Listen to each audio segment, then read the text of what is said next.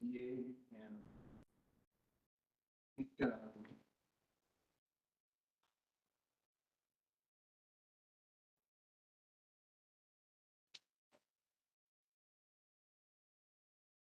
sure you this face every morning. Yeah.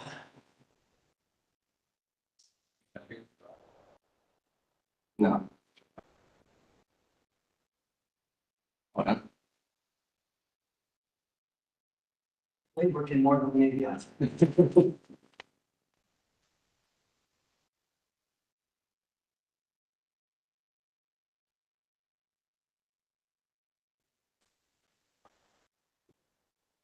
It's fun on here.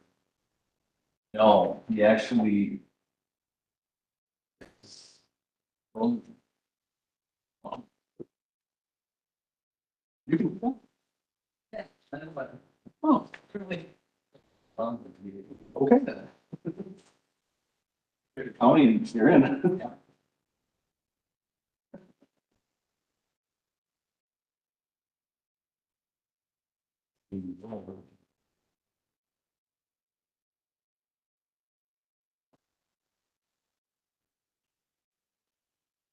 It's dry. Wow. Yeah.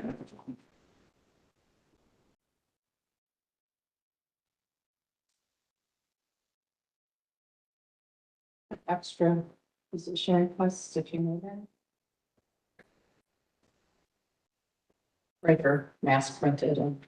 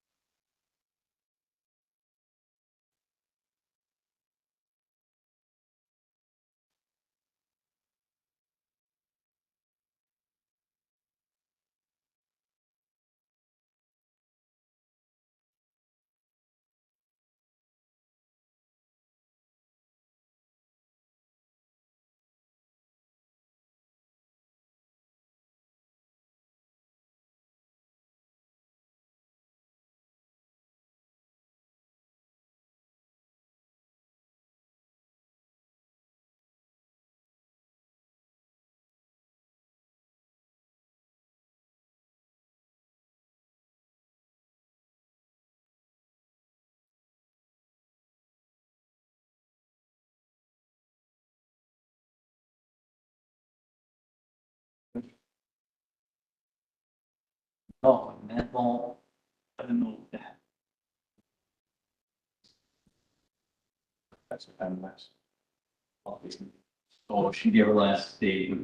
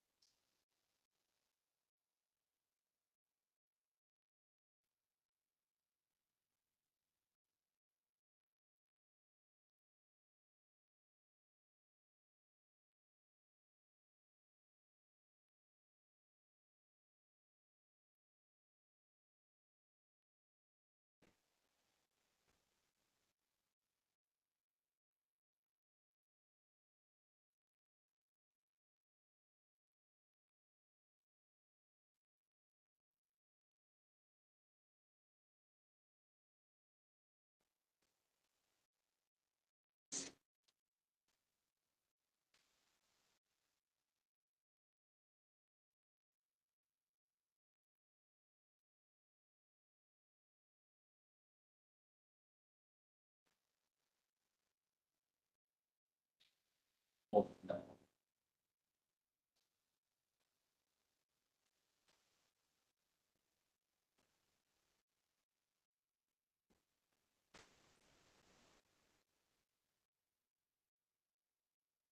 Let's see. I'm worried about work.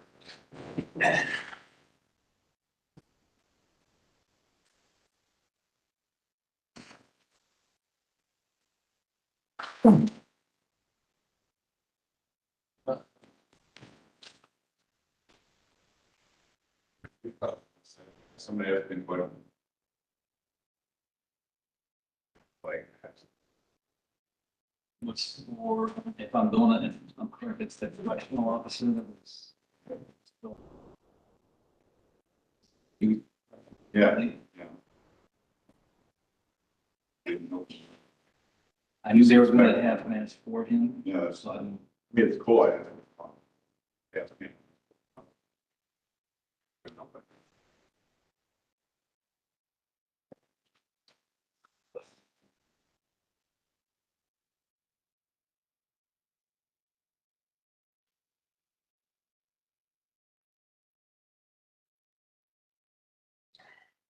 Well, I mean,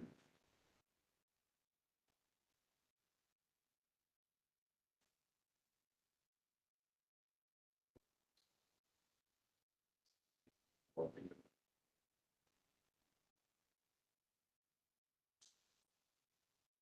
experts.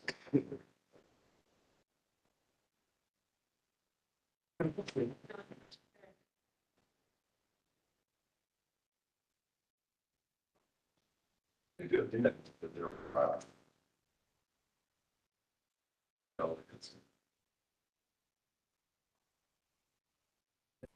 yeah, here's the.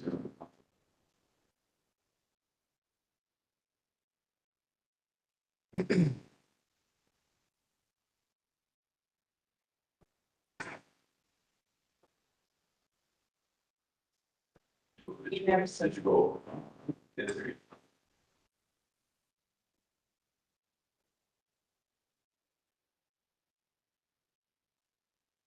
Gentlemen,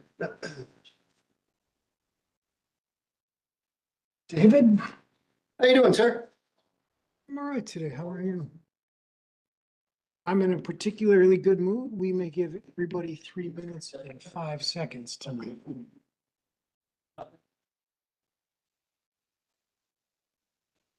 What is this? Okay. And that's the end of the good mood. Oh, that ended? I got the short chair. I'll have to change that.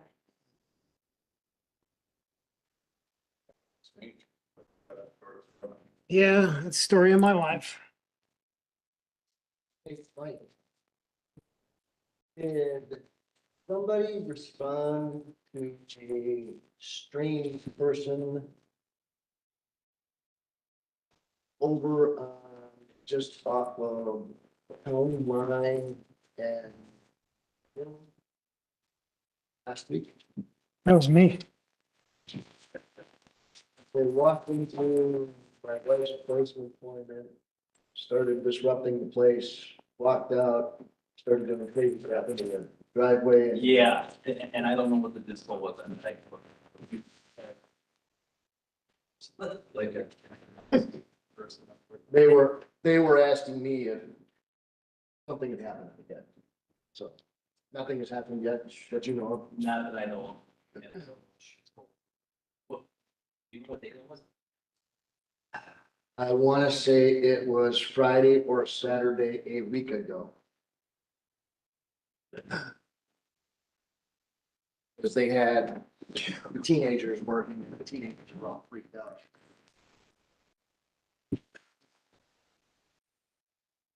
Well, Riker Holmes is here. We can start now.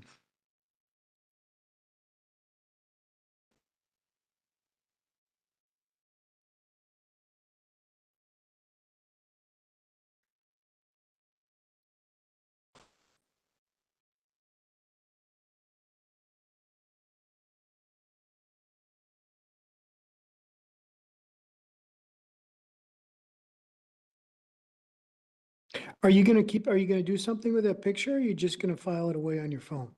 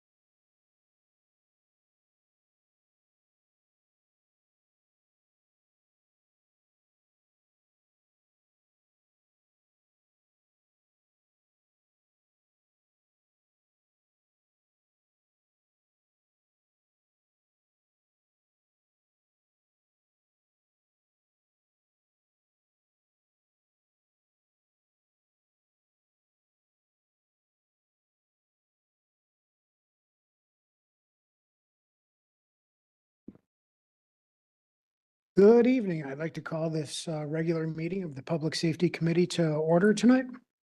Roll call shows that all trustees are here and present. Both chiefs are here. Please be advised that per section 19.84, that information and comment will be received from the public. It's the policy of this municipality that public input be limited to 3-ish minute periods per person, with a time extension granted at the discretion of the chairperson. Be advised that there may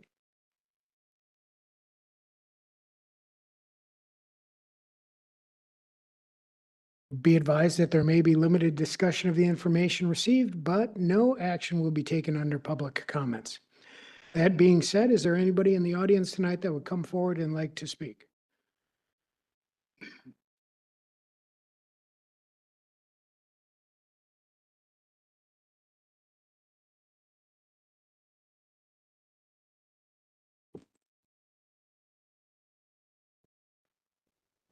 Scott Heffley, W159 and 10514 Old Farm Road, Germantown. I know there's discussion about the noise ordinance, and I guess I learned a lot that we used to have decibel meters and things to actually measure, so we're not putting our officers in a trick bag where they have to decide if it's too loud or whatever. Why not use technology, which I know was taken away from the cops in 2018, but I am sure that the technology has improved like it has for everything. So we don't take away their radar guns, and that's been fine. So don't take away their ability to measure if we're having issues, measure it. And I disagree with the attorney. I'm not an attorney, but just because one court case says that they don't know, they didn't get the right reading, you don't use one court case to decide what happens. And by the way, there are other villages in our area.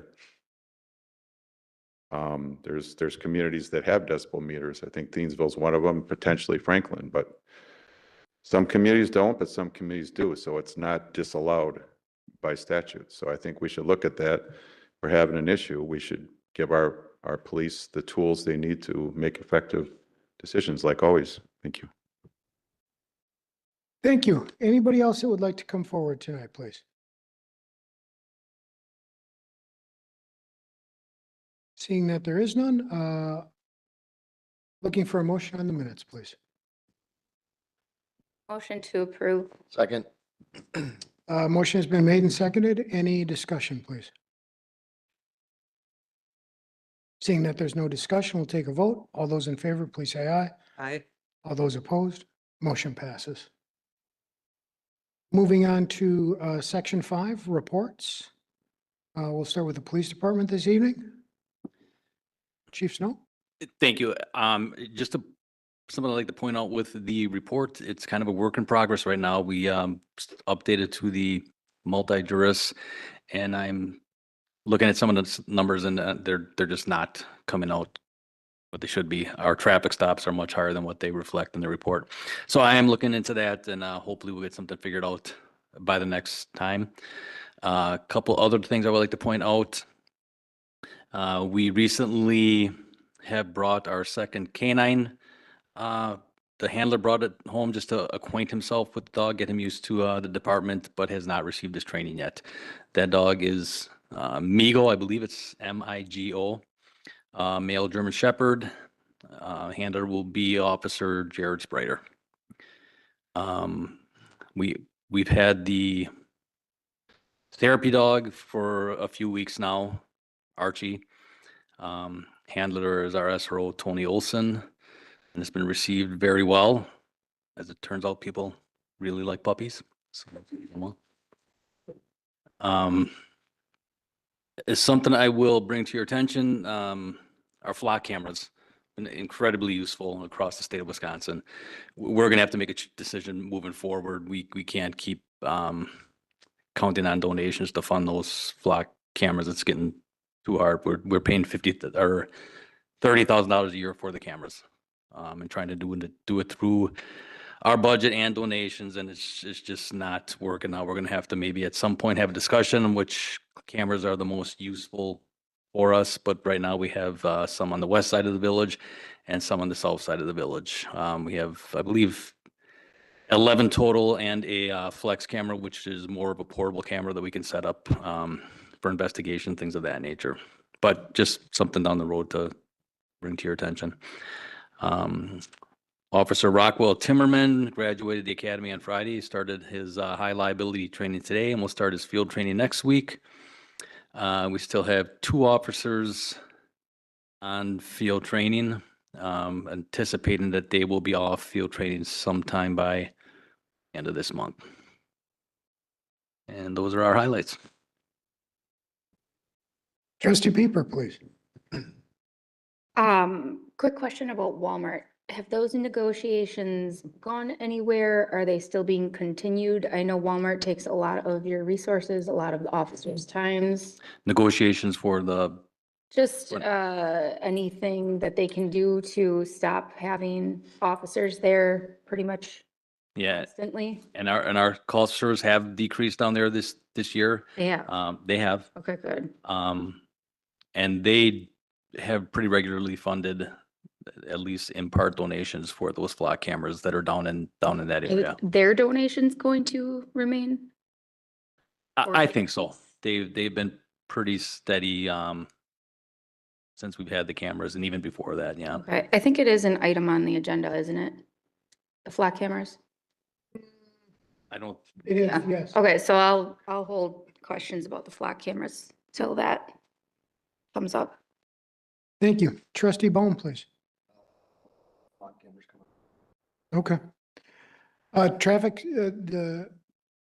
the miscalculation of the traffic stops, I assume is a data mapping issue in the new software is what's going on? I believe so. And right now we are using that multi-juris. So it's tracking, we have access to basically any community on that. So I don't know if there's some type of issue with where it's pulling the information from. But we're gonna need to sort that out with ProPhoenix. Okay. All right. Thank you, Chief Snow. Chief Delane, please. I'd just like to point out on our monthly reports, the amount of public education we've been taking or presenting to the community, both in June and the prior month, May. We had significant amounts of people through our fire station and out into the communities providing fire extinguisher training and first aid training, and just a lot of stuff going on. We've been extremely busy.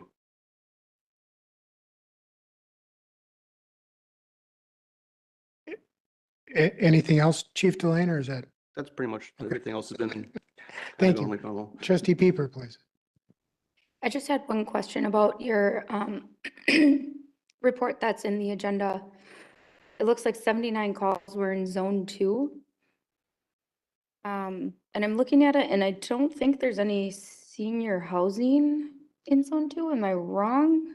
There is, Ellen's Home South would be in zone 2. Is that the only one? I believe so. Okay. Do you know what the majority of the calls in zone 2 were for? Not off the top of my head. I'd have to go back and look that back up. But is this heat map pretty status quo or? Yeah, it's pretty normal for every month. So zone 2 is where the majority of these calls Yeah, it's each also. month happen? Yep, it's also where the majority of the population is. Sure. Oh, that makes sense. That was my only question. Thank you. Anybody else? Any questions for Chief Delane, please? All right, we'll go on to overtime reports. Chief Delane, as long as you're up, please go ahead. This month, we're seeing a uptick in our overtime. That's due to having 3 people on light duty.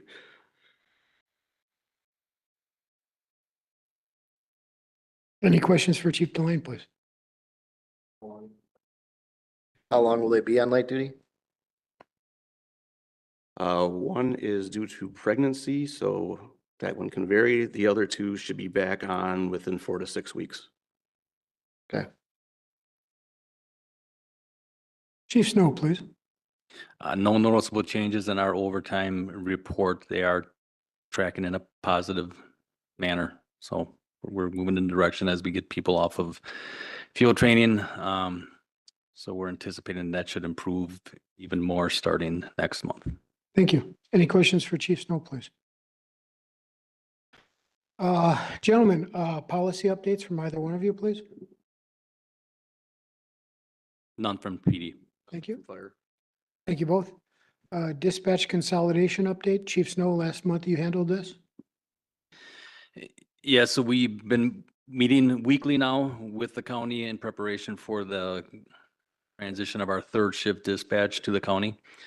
So we're working through those preparations. We do feel we're on schedule. More than likely, probably the second week of September is looking like a target date for us. We've been in communication with our IT to make sure that we're set up as far as our phone to transfer calls directly to the county, and we are good to go with that. We're working through some issues with the lobby and what we are doing to secure that if someone would come off the road and need a secure location. So we're hoping by the end of this week we'll have a solution for that. Questions for Chief Snow, please. Trustee Baum. Any significant issues, complications, unexpected? Right now, the biggest issue we're having at both locations is, personnel and just staff, trained staff. They're having some of the same struggles everybody else is hiring people. The model was that we would have our own channel. That's not going to be the case, at least initially, which is not a huge problem. I don't think there's many consolidated dispatch centers where agencies of our size would have their own channel. Mequon shares a channel with Thiensville, so more than likely, for at least the foreseeable future, we'd be sharing a channel with Jackson. Third shift with the volume of calls for service for us or Jackson, that's not a huge issue. The Hartford, they went before us on this. They're a little farther ahead. Any issues that they're going through that we should be aware of? No, and I have met with Chief McFarland a number of times. All their operations are turned over to county now entirely. And it's been, certainly they lost some things that they had gotten used to, but in general, it has worked for them, and they don't have any significant issues that they've relayed to me. Okay, thank you.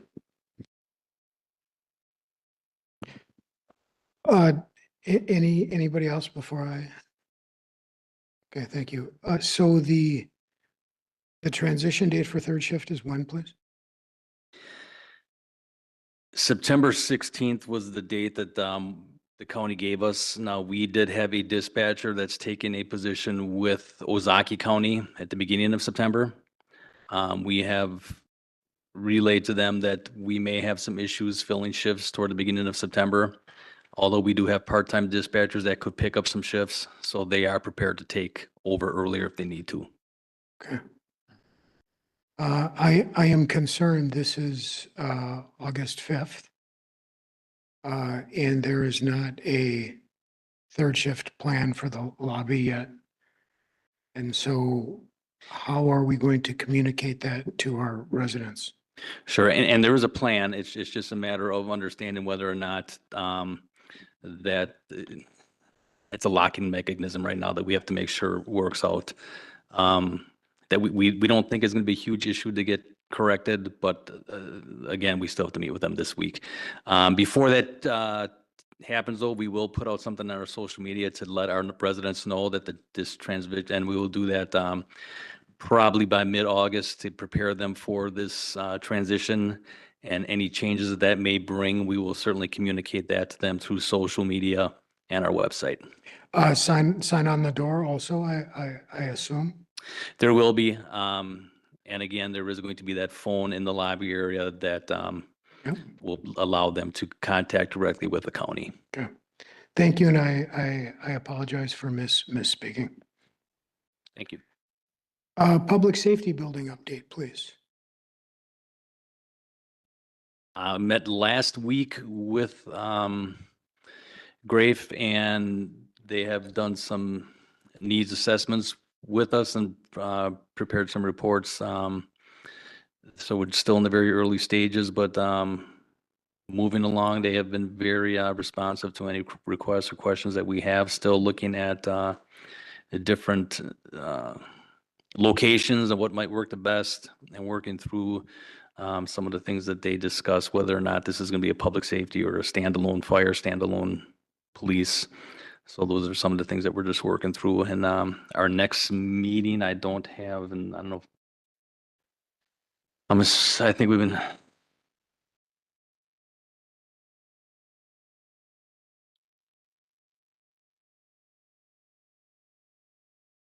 I'm assuming within the next week or so, but they've been pretty regular on the meetings with probably every other week. Thank you. Any, August 20th is the next meeting. So we should have more information by the next public safety. thank you. Thank you. Committee, any questions on the public safety building, please? Moving on to our last item for unfinished business is the weather siren update. Gentlemen?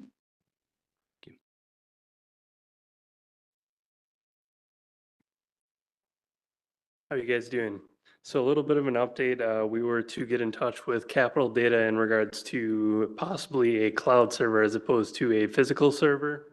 We did have the discussions with them and we kind of came to the same conclusion of they don't feel comfortable having it be a cloud server just due to reliability and whatnot, as well as the cost, like the cost breakdown as opposed to getting a physical server versus a cloud server, just because they have to be involved and that's not a part of what they're paid to do currently, so they would be putting out an extra fee for that.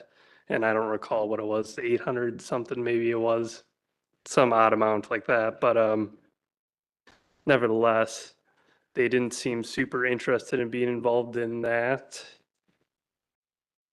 But I did bring some actual hard numbers. I know I said like 25,000 last time. That was incorrect. The amount actually is $22,659.50.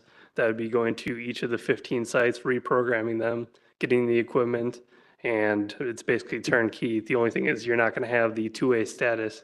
So right now you can see like site 1 has an issue with the head of the siren. You won't have that anymore. That being said, that still is an option, but there's more of a cost to be incurred with that due to the equipment that needs to go on each of the poles.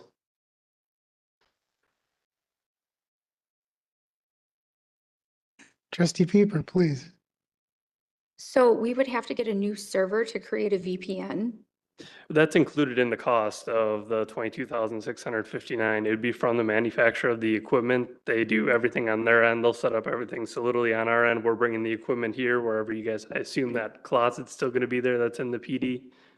So it So- could just go in there or wherever you guys feel comfortable. The 22,000 is for what exactly? That's going to be for all of the software. That's going to be for all the hardware. That's going to be for us to go to each of the sites and program them. Everything we would need in regards to the radio side of it for hooking up. And then that also has the NOAA activation. So there wouldn't be any human interaction needed for the sirens to go off. It would be based off of the cap feed sent out by NOAA. So do we have an actual quote that was given to us that has a breakdown of these numbers? Because I don't see it Yeah. in the packet. I had a rough one before, but that was still when we're kind of in the transition of trying to figure out, can we make it work with Hartford's system since they have next gen currently? But I can get Chief Snow a updated quote with the specific amounts with the route that we're thinking of going now, just so you guys can get a better understanding of it. Yeah, I think it would be helpful to have that information definitely in the packet so we can review it ahead of time. Because if I remember correctly, there were two options Yeah, that you were giving us and you were going to give us. So are you giving us two quotes? yeah, it would be two separate quotes. I mean, I guess I could do it as one, but I'll just do it as two just because it'll make more sense that way. One where it'll just be the next gen where you'll be able to have the siren set off by the NOAA cap feeds and no human interaction. That being said, you lose the two-way like status monitoring, all that sort of thing. But the other quote would be for the additional equipment needed for the poles to get the sirens back to two-way status, what you guys currently have. So you can tell if there's an issue with the sirens and whatnot, get us out here before the issue becomes even bigger than it is. And so have you worked with Washington County at all?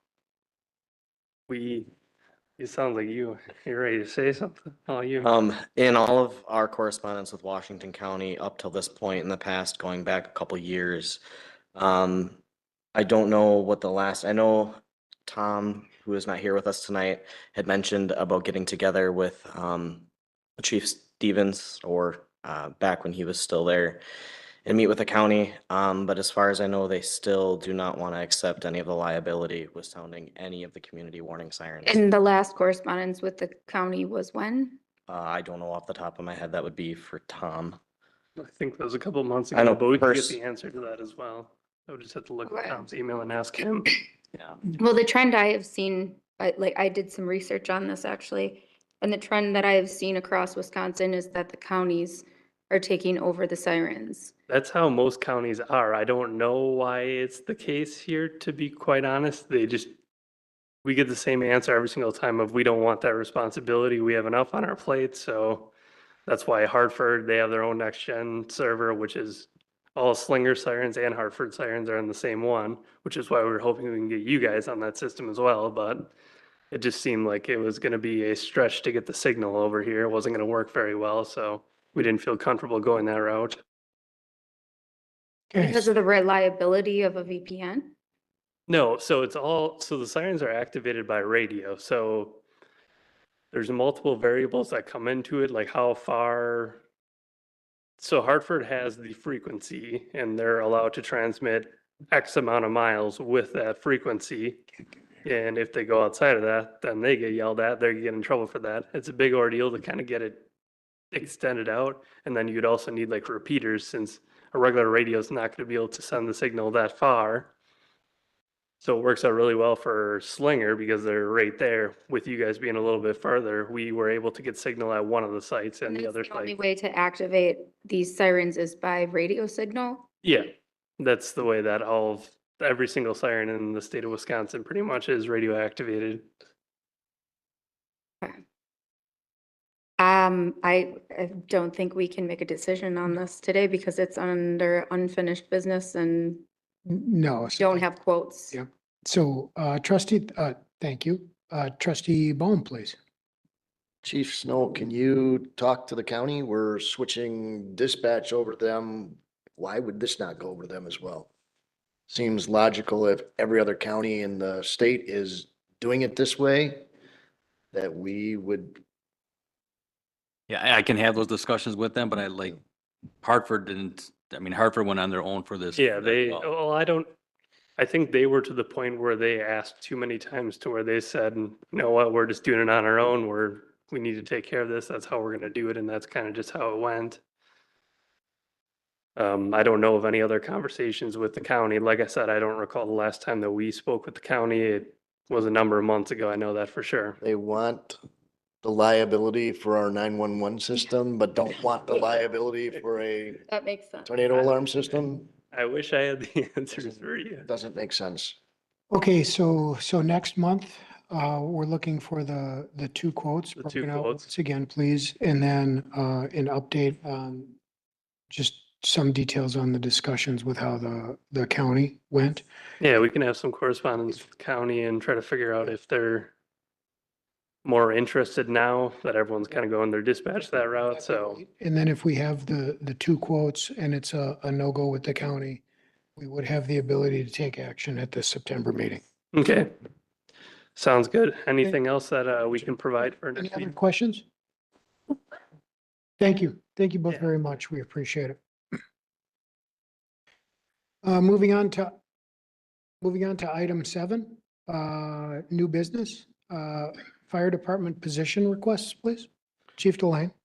Sure. As we went through the process, through the referendum, there were a number of times that we had spoke about needing additional supervision at the fire department when these new positions are created. On the piece of paper that you have before you is kind of a layout of how other fire departments are staffed as far as supervision, in addition to how we are staffed with supervision. What we are looking to do is to promote 4 people, up to 4 people to the rank of lieutenant. So we actually have some type of an organizational structure, and so that we have more supervision when we get to the point of having the more employees.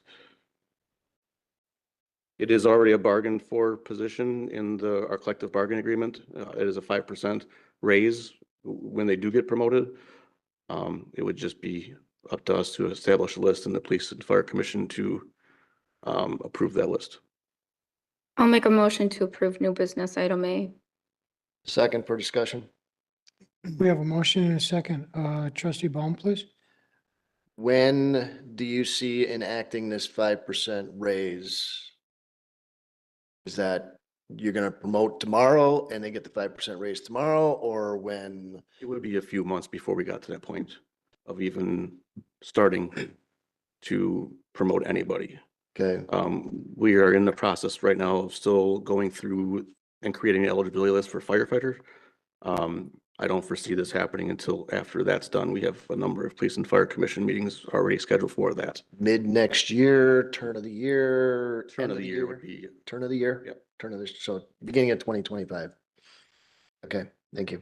So Chief Delaney, it would happen as the hiring occurs, as needed, or would it be promote first, hire into? it would be kind of alongside. So we would get we would establish our eligibility list, which Yep. those employees would be January 1. Then we would work on our lieutenant's position. And so when January 1 came, they would be able to hit the ground running on those positions as well. Thank you, Chief Delane. Any further questions for Chief Delane, please? Trustee Cutts, please.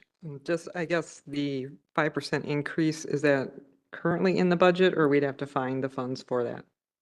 This would be in next year's budget. Next year's budget? Okay. Trustee Cutts, anything else? No, that's it. Thank you. Thank you. Back to Trustee Baum, please. So that 5% is going in your budget request, so when we get the budgets, it's going to be in there. Correct. Thank you. Beautiful, thank you. We have a motion and a second. Any further discussion, please? All those in favor, please say aye. Aye. All those opposed? Motion passes. Thank you. Moving on to item 7B, please. Noise ordinance discussion. I'd like to invite the village attorney to come on forward, please.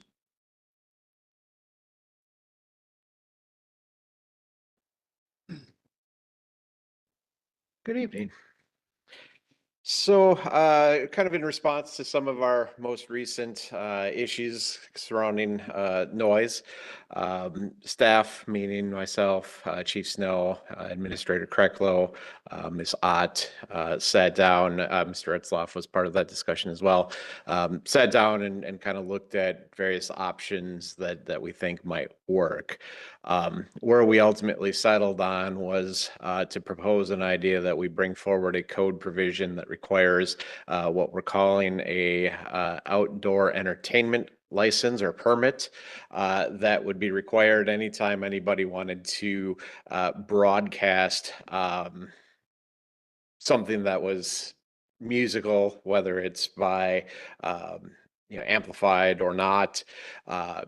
One of the things that we thought about was with the advent of, kind of like the big screen outdoor TVs, that type of thing would be included as part of it. But anytime that you're having kind of that entertainment type purpose for noise that is outdoors, you would require that permit. That would include things like the Taste of Germantown and MyFest and that kind of stuff. They would have to go through that permit process to do that.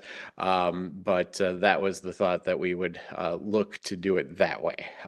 In addition, we've talked a little bit about just trying to harmonize the two codes a little bit better. We have some language in the licensing code versus the noise code that is a little bit inconsistent.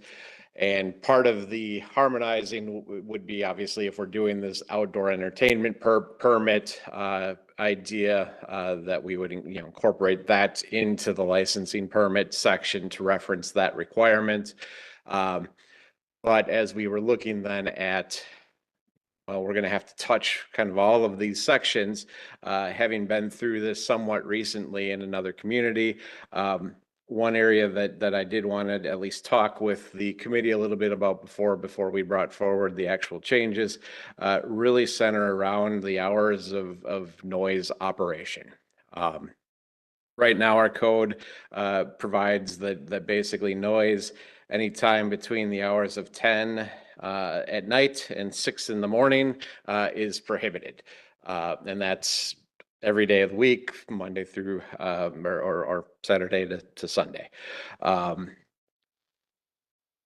experience, I know that there are some complaints about that. So for example, in the other community, there was a lot of discussion, way more discussion than I would have ever imagined about, do we limit construction noise in some way on, especially on weekends, that you're maybe not allowing that construction noise to go as late into the night on weekends, or maybe you start a little bit later on a Saturday, or in particular a Sunday morning, as the people tend to sleep in, those types of things. And so there's those concerns. Obviously, there is just the discussion of the general noise, type. You got the radio playing too loud, and it's after 10 o'clock, that kind of thing. Is 10 o'clock an appropriate time period to include that restriction for those types of noise provisions as well? And so just kind of looking for a little bit of input, one on whether or not the idea of doing this outdoor entertainment license would be something that the board generally would be open to, and then kind of secondarily to talk a little bit about those hours of operation, and if we think we want to limit them for some types of noise or not other types of noise, or just as a whole, whatever the case may be. So. Thank you. Questions for the attorney, Trustee Cutts, please. If you would go to having to get a permit, is that every single time they were going to have outdoor music?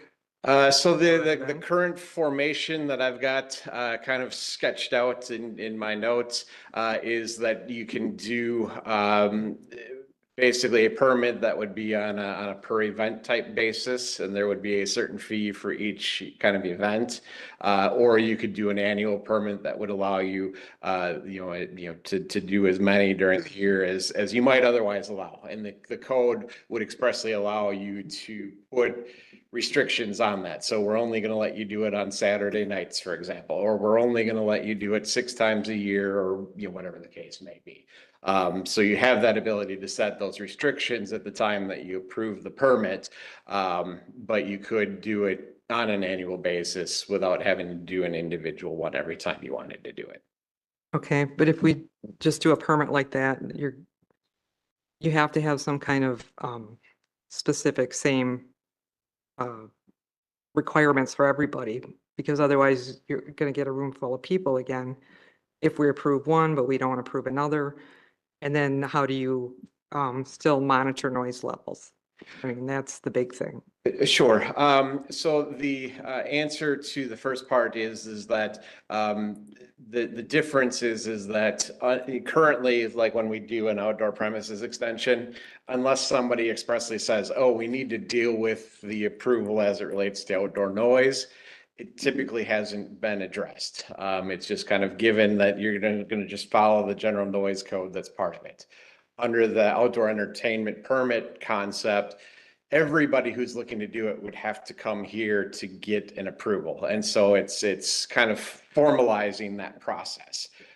In terms of the specific terms, the default, of course, would be just the general restrictions within the code in terms of hours of operation, total volume, that kind of stuff, unless the board wanted to set some limitation in that regard. So Trustee Cutts, can I just ask a question for a second, please? So would we as a village have the ability to say your first 10 times you don't need a permit? I mean, we can set the limit as to when the permit would be needed, the number of times, correct? So, and for example, let's take music at the pavilion. That's 6 times a year. And so if we would need a permit every single time, right? Or couldn't we also say your first 10 times a year is fine? But the 11th time, then you need the permit? Or is that legally? an issue? So two thoughts. Number one, we would of course exempt things that are on public property, but. It was the first No, thing that that's popped fair. in there. But the answer is of course we can do any method that we would choose to do. The only concern that I would have of trying to say something like your first 5 or 6 or 7 you don't need a permit for is that the justification for limitations that you might put in place get to be a little bit harder. In other words, I'm going to say to you, because you're only doing it 6 times, that you can be, kind of as loud as you want to a certain reasonable level, without any restrictions. But because you've decided to do it that 7th time, now I'm going to tell you that you only get this many hours, and we're going to do it. And so it just becomes, from a fairness perspective, if we go to enforce something, an argument that a violator could potentially use that just creates headaches for us. And as I've talked with my colleagues kind of around the state over the last month or so, as we've been dealing with this, those are the types of things that they tell me that they have problems with, are where there's some level of fairness that the judge ultimately kind of latches on and says, well, if you're not doing it here, then there. And another example of it, we've talked, and kind of the second part to Trustee Kutz's question, you talk about how do you measure that? That as I've talked with my colleagues, most of them are in the same boat as I am, which is a pure decibel reading is just unworkable in most cases for a whole host of reasons. One of the reasons that I had never even contemplated was that judges were latching on to the fairness concept of, well, you've put this limitation that you can only be at 75 decibels, but the business 2 doors down, which has got the machine running 24/7, is running at 80 decibels. And so, how do you justify those differences, in terms of what's going on? And so I would suggest we wouldn't want to do that. Certainly I think potentially the way that you address, maybe I think the concern that you're going for is the fee that's associated with that permit. You could say, for example, that, your fee for MyFest, a 2 or 3 day event that's there, your first 3 permits are $15. And then after the 3rd one, then you go up to 50, and you raise the rate accordingly. And that would be a way, I think, to address the concern maybe that you were hinting at. So the answer to my question is Sure. I think that was attorney speak for no, yeah. Any other questions, please? Well, I guess I'm just confused because it doesn't sound like it actually addresses the noise issue at all. It just sounds like it's another fee for people that want to have outdoor events. I don't disagree with that, or I don't agree with that at all. The idea behind the permit is that you can then set restrictions that are otherwise appropriate. So for example, if you have the, business that is located in the middle of nowhere, I don't know if we have any of those off the top of my head, but if you did, that you could allow for different requirements and restrictions than you would for what's the old German place downtown here, Bierstube, who's next door neighbor is 6 feet away from the stage. You could put different restrictions on that in order to deal with the potential issues that you might identify within the area that is. Beyond that, the way that you address that is, just by a general code requirement that says, here's the level of sound that is acceptable within the community. And certainly we're going to continue to have that provision because there are going to be people who don't need an outdoor entertainment permit that might otherwise have noise. The guy that's playing his, he's watching Star Wars and he cranks up his new stereo system and is bothering the neighbor. You still have to be able to address those types of concerns, and so we'll still have that general provision. But by requiring a permit for outdoor music and entertainment in particular, it allows you to target the rules and the restrictions much more effectively because you're able to do it on a case-by-case basis based on location, the types of neighbors, those types of concerns. Okay, I guess then that would just be my concern, is that there's enough specifics in the code as to whatever it's by population or however you're going to do it so that it's easy to enforce versus having people come and you didn't enforce it there, but you enforced it there. That would be my concern. Right. Well, and certainly that's the other advantage of a permit for these types of activities, because you're either meeting the terms of the permit or you're not. And the fact that you might have slightly different terms based on the permit itself doesn't really factor into whether there's a violation or not in that particular case. Whereas if you're relying on just a general code provision that just says don't create noise, now I've got an issue of, well, you didn't do it here, but you're doing it here. And there's not necessarily a rational basis as to why the police department is doing that in that particular case. All right, thank you. Thank you. Thank you, Trustee Cutts. Trustee Bone, please. So how are you setting a level?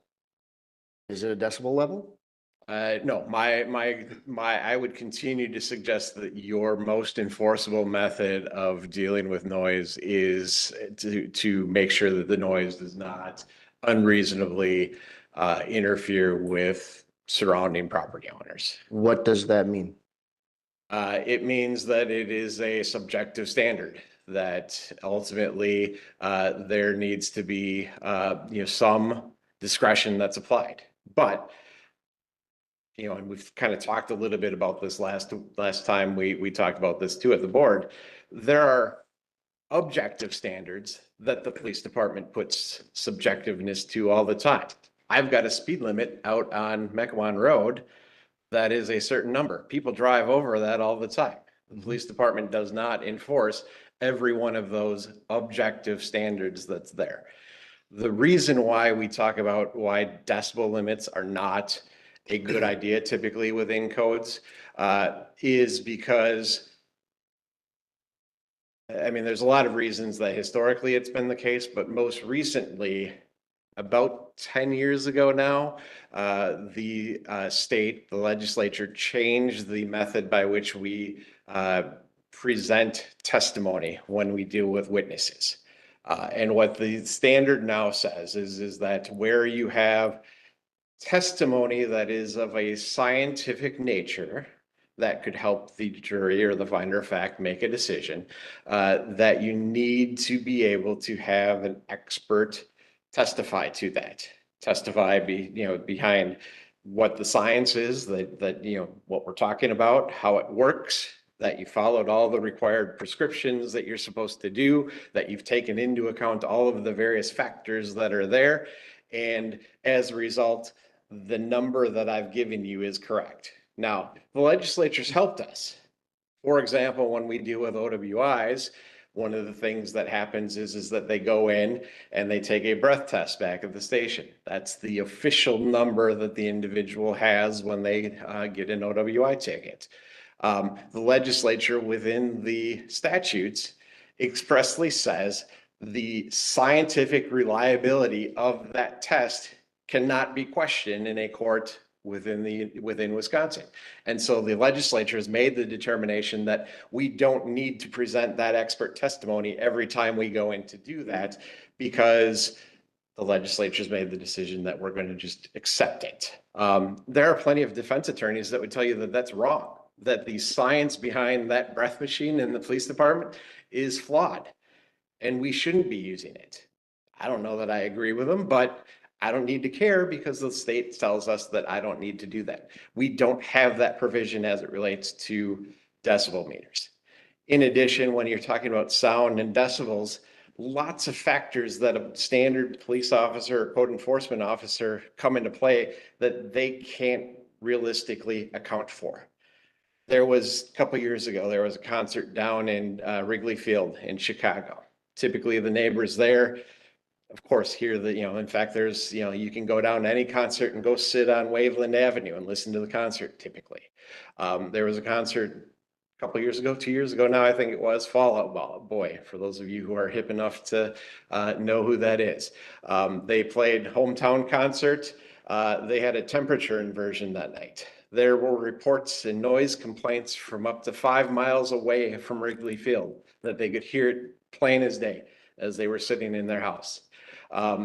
Those temperature inversions matter. If you live anywhere near, for example, the high school here, you certainly would recognize that in the fall, you're going to hear the noise coming off of the stadium, the crowds cheering, the bands playing, the speaker blaring, the announcer's voice, plain as day, from a lot farther away than you do in the winter or in the summer, in terms of what's there. Those are factors that the typical code enforcement officer isn't going to be able to plug into some formula that says, oh, this is okay. Is it a windy day or not a windy day? That, plays into it. It's just a standard that ends up being completely unworkable. And anybody that I've talked to that has a decibel standard in it, most of them tell me that they never rely on that provision to enforce noise violations. They instead go to their subjective standard, which is typically in their nuisance code, to say, this is the way we're going to do it. Sheboygan, for example, has a decibel standard, very clear decibel standard in their code. City attorney there tells me they haven't issued a decibel-based citation in probably 20 years because it just doesn't work from enforcement perspective. So from my perspective, it doesn't sound like this is doing anything. It's not changing the situation that we have today. We have somebody that's loud and somebody that's bothered by it. What's the difference when we start this new program? The biggest difference is that it is, number one, something that we're addressing every time we've got somebody who wants to be loud outside. We haven't historically done that. So that's number one. So we're going to address that at the front end to identify and to require the permit and to do that. The other thing is that it becomes very easy then for us to revoke that permit because it's a permit and not a state alcohol license. I can revoke that much easier than I can when it deals with a liquor license, which the courts tell me is a property right, that I then have to go through a process like we talked about, when we were going to go through it. Your ability to just revoke a permit is much easier. I hear that, but being on this board long enough, we don't pull permits. We don't want to shut down businesses. We don't tend to do that. So in lieu of shutting somebody down, what am I going to do to quiet them down? That's, to me, the challenge is how do we establish a volume that is acceptable? Because you're subjective, I'm subjective. You're okay with a little louder, I want it a little quieter. How do we come to a meeting of the minds? What is right for every situation that we're going to encounter? Well, but I think that's the problem is that there is no right answer for every situation that you're going to encounter. That you could put in a very clear decibel standard, for example, that says you cannot have more than 75 decibels at a property line. And on the right day, the decibel on the eastern property line will be higher than the decibel on the western property line. And depending on where the officer stands to take that reading, you may or may not be in violation. In addition, as I say, we've got an objective standard out here on the road that's the perfect example. You may say 75 decibels, the officer may come out and he may look at it and say, well, it's 76. I'm not going to bother you, just turn it down a little bit. Is that doing anything different than what we're doing currently when the officer goes out and tells the guy, hey, you're being too loud and turn it down?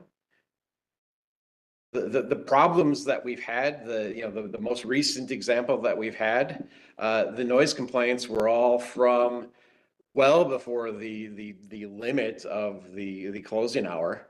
There were 3 that had allegations that you were playing after 10 o'clock. Unfortunately, our police department wasn't able to get there immediately to determine whether or not they were compliant or not on that particular day. So we weren't able to verify whether or not they were in violation on that day. But certainly the reports seem to indicate that in other instances where they had gone out there and identified that they thought the music was too loud, they said, hey, turn it down, and they turned it down. It's kind of what you would expect your business to do, because again, we don't want to shut down businesses typically. You expect them to cooperate and be good neighbors. Okay. So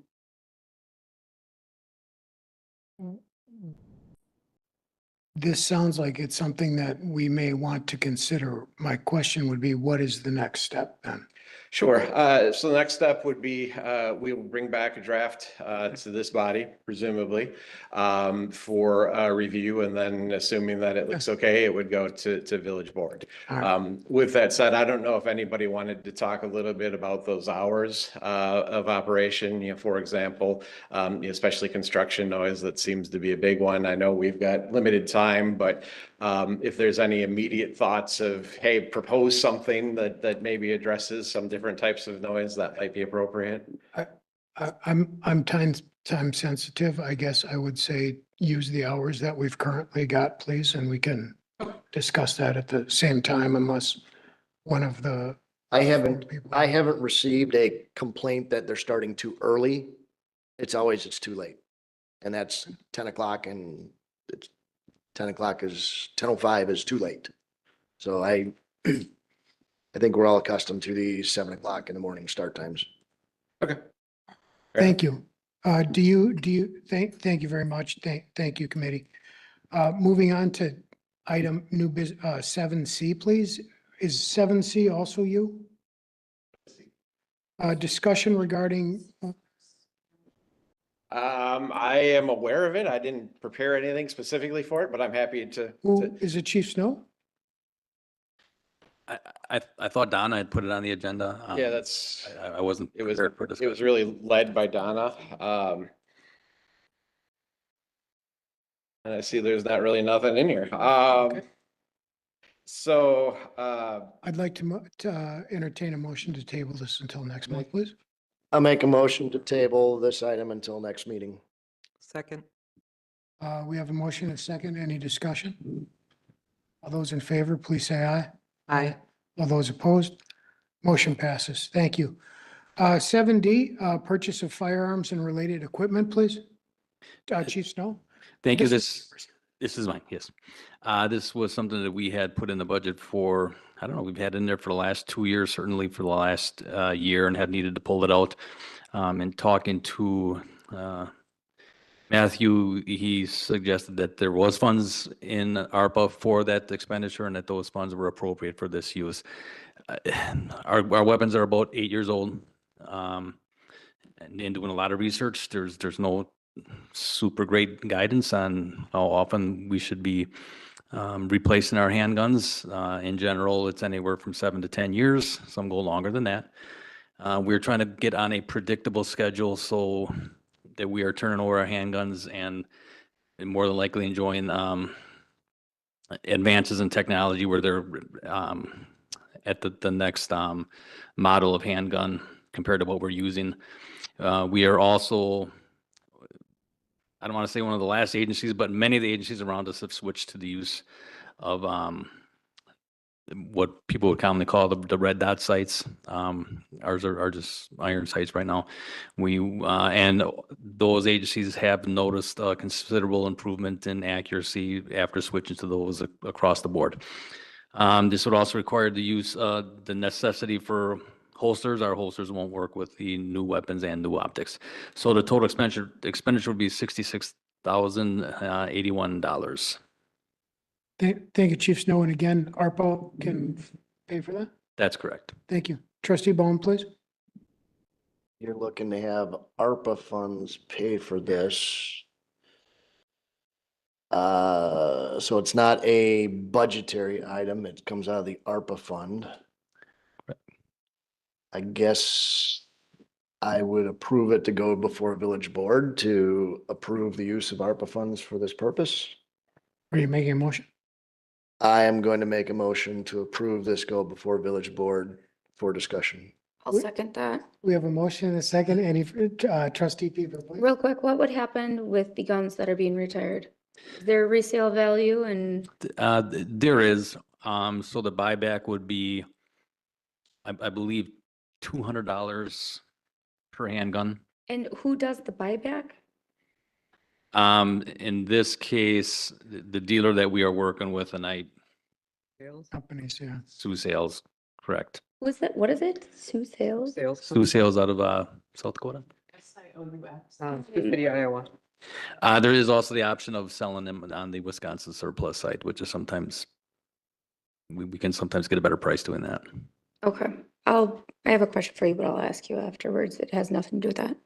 Thank you. We have a motion and a second. Any further discussion, please? Let's take a vote. All those in favor, please say aye. Aye. All those opposed, motion passes. Lastly, item 7E, please, flock camera safety invoice. I did bring this forward because it was not a budgeted item. Again, as I explained earlier, this has been financed largely through donations. We do have the majority covered through donations from VFW, from Walmart, and from the sale of one of the squads from last year. So that would be able to cover this expenditure. Okay. Thank you, Chief Snow. Committee, Second. we have a motion and a second. Any discussion, please? Trustee Ball? So the $13,000 is not in the budget today. Are you putting it in the budget for future years? And I guess that has to be the discussion. I think we're at the point where that's probably going to be necessary if we want to keep all 11 of the flock cameras that we have set up. So in this year's budget cycle that we're about to start going through, we should see this for next year. That would be my recommendation, yes. Yes, I would agree. Thank you. Committee, any further discussion, please? We'll vote. All those in favor, please say aye. Aye. All those opposed, motion passes. Lastly, next meeting date cannot be September 2nd. Is everybody available on September 9th, please, at 6 PM? September 9th.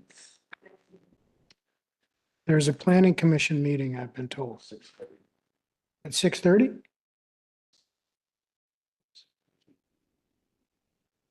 September 9th, Monday, that's the second Monday of the month. Yes, there'll be a plan commission at 6:30. Is this committee available at 5:30? I am. I am. I can make it happen, I guess. We only need one of the two. It's tight. I can make it. Thank you. Yeah, same here. Next meeting is Monday, September 9th at 5:30. I'd like to thank everybody. Meeting's adjourned.